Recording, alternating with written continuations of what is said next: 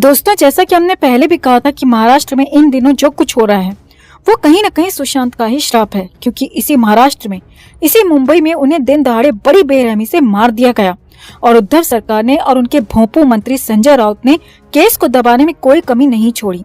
और इसीलिए आज तक सुशांत के जाने के 2 साल बाद भी सीबीआई चुप है, न्याय नहीं कर रही। मगर लगता है कि अब वो ऊपर वाला एक एक कर सुशांत के दोषियों और पापियों का हिसाब कर रहा है।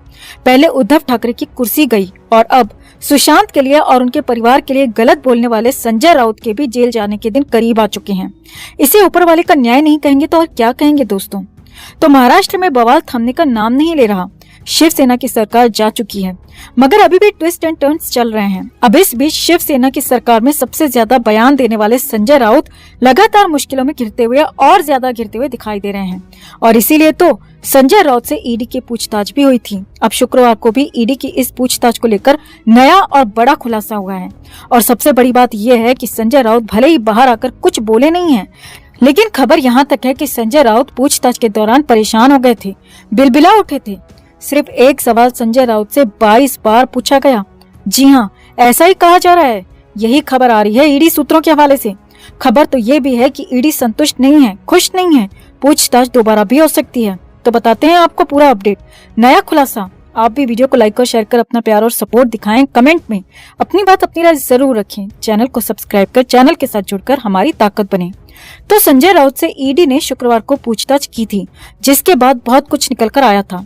संजय राउत से क्या सवाल हुए थे, राउत ने उनके क्या जवाब दिए थे और ये भी छनकर बाहर आया था, जिसे हमने आपको बताया भी था। और संजय राउत ने खुद कहा था कि अगर जरूरत हुई तो उन्हें दोबारा बुलाया गया तो वो फिर से दोबारा भी जाएंगे, पूछताछ में ईडी को पूरा सहयोग करेंगे, कोऑपरेट करेंगे। अब इस बीच कंडीशन ये हो गई है दोस्तों कि संजय राउत को दोबारा बुलाया जा सकता है। जी हाँ, हालात ऐसे ही दिख रहे हैं क्योंकि ईडी संतुष्ट नहीं है, खुश नहीं है। ये बहुत बड़ी खबर आपको बता रहे हैं। ईडी सूत्रों के मुताबिक संजय राउत से हुई पूछताछ से राउत के जवाबों से एजेंसी खुश नहीं है, संतुष्ट नहीं है और इसीलिए दोबारा पूछताछ की तैयारी हो रही है और बहुत जल्द संजय राउत को फिर से समन किया जा सकता है। इसकी जो वजह निकल कर आ रही है वो संजय राउत से हुए सवाल और जवाब हैं और खास तौर पर वो एक सवाल जिसका जवाब संजय राउत ठीक से नहीं दे पाए, बार बार अटके और इसीलिए वही सवाल सबसे बड़ी चुनौती बन गया। जी हाँ, ईडी सूत्रों के हवाले से बड़ी खबर आ रही है कि शुक्रवार को ये पूछताछ में संजय राउत से ये एक सवाल सिर्फ एक बार या फिर 2 बार नहीं बल्कि 22 बार पूछा गया। हालांकि बाकी कुछ और सवाल भी 2 या फिर 3 बार जरूर पूछे गए, मगर इस एक सवाल जो कि सबसे बड़ा सवाल था, सबसे अहम था, उसे 22 बार पूछा गया। ईडी सूत्रों के हवाले से ये खबर आ रही है। आगे देखिए, संजय राउत से करीब दोपहर 12 बजे पूछताछ शुरू हुई थी और शुरुआत में संजय राउत से सामान्य जनरल सवालों के बाद पूछा गया कि आपकी पत्नी के नाम पर जो प्रॉपर्टी है आपने वो कैसे खरीदी और उसके लिए आपके पास, आपकी पत्नी के पास सोर्स ऑफ इनकम क्या है। जी हाँ, यही वो सवाल था जिस पर संजय राउत फंस गए थे और यही वो सवाल बताया जा रहा है जिसे एक बार नहीं, 2 बार नहीं बल्कि 22 बार पूछा गया। सही सुन रहे हैं आप, सिर्फ एक सवाल 22 बार संजय राउत से पूछा गया। वो इसीलिए क्योंकि संजय राउत इस सवाल का जवाब ठीक से नहीं दे पा रहे थे। संजय राउत हर बार फंस रहे थे और कुछ बार तो उन्होंने कुछ अलग ही बोला था। ऐसी भी खबरें आ रही हैं, ऐसे भी सवाल सामने आ रहे हैं। अब जब पूछताछ हुई तो अब भी संजय राउत से यही सवाल पूछा गया कि सोर्स ऑफ इनकम क्या है और जब पहले राउंड की पूछताछ खत्म होने वाली थी तो तब भी यही पूछा गया।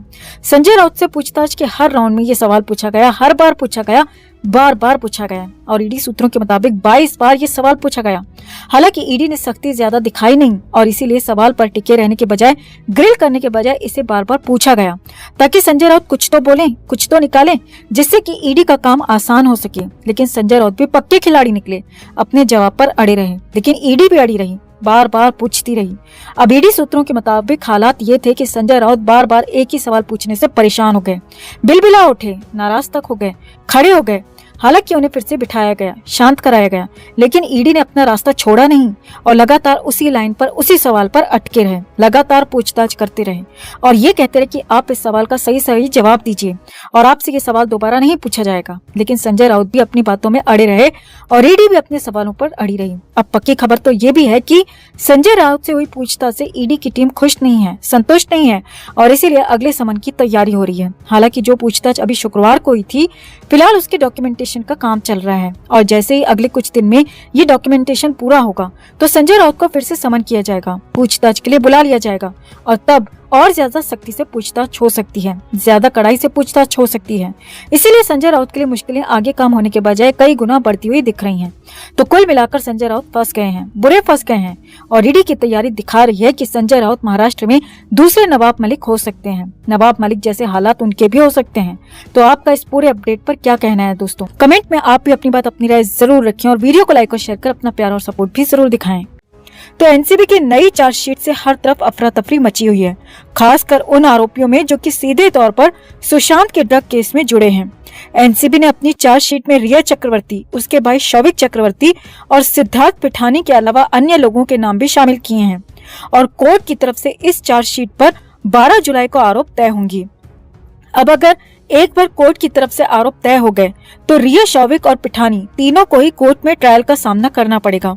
कोर्ट की हर तारीख पर पेश होना पड़ेगा और जांच में पूरा सपोर्ट भी करना पड़ेगा। और खुदा न खास्ता आरोप सही पाए गए और दोष सिद्ध हो गए तो कोर्ट की तरफ से इन सभी के खिलाफ सजा का भी ऐलान किया जाएगा। तो जब से एनसीबी ने ये चार्जशीट कोर्ट में दाखिल करवाई है तब से रिया खुद को बचाने के लिए इधर उधर हाथ पांव मार रही है, कई वकीलों से मिल रही है, कई वकीलों से बात कर रही है।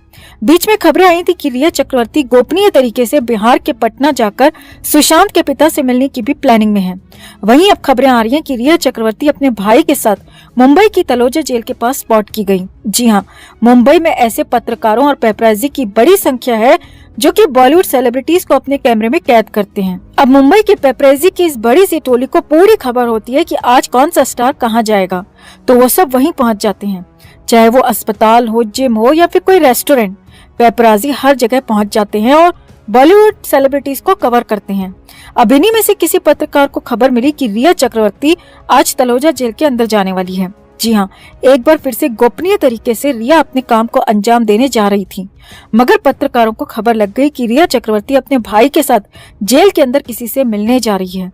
अब तलोजा जेल के बाहर मौजूद पत्रकारों की माने तो इसी जेल में ड्रग केस का दूसरा मुख्य आरोपी सिद्धार्थ पिठानी भी बंद है और हो सकता है कि रिया अपने भाई के साथ जेल में पिठानी से ही मिलने गई हो। अब जेल में किसी से भी मिलने के लिए पहले जेलर की परमिशन लेनी पड़ती है। ये परमिशन 1-2 दिन पहले, 1 हफ्ते पहले भी ली जाती है और कई बार इमरजेंसी में हाथों हाथ भी परमिशन लेने की कोशिश की जाती है और ये पूरी तरह जेलर पर डिपेंड करता है कि वो मिलने देगा या नहीं। अब बाहर मौजूद पत्रकारों का दावा है कि ग्रे कलर की गाड़ी से एक लड़का और एक लड़की उतरे थे। कद काठी में लड़की बिल्कुल रिया चक्रवर्ती ही थी। हालांकि उस लड़की ने अपना पूरा फेस कपड़े से कवर कर रखा था और लड़के ने टोपी और मास्क से पूरा चेहरा छिपा रखा था, इसीलिए चेहरा तो दोनों का किसी ने नहीं देखा। मगर पत्रकारों का दावा है कि वो गाड़ी रिया चक्रवर्ती की ही थी और गाड़ी से उतरने वाले दोनों रिया और शौविक ही थे। पत्रकारों ने बताया कि इसी जेल में सिद्धार्थ पिठानी बंद है, जो खुद 2 दिन पहले कोर्ट में अपनी जमानत अर्जी को लेकर पेश हुआ था, मगर जमानत नहीं मिली तो पिठानी को इसी जेल में लाकर वापस बंद कर दिया गया। और रिया भी इस जेल में हो सकता है कि पापी पिठानी से ही मिलने आई हो।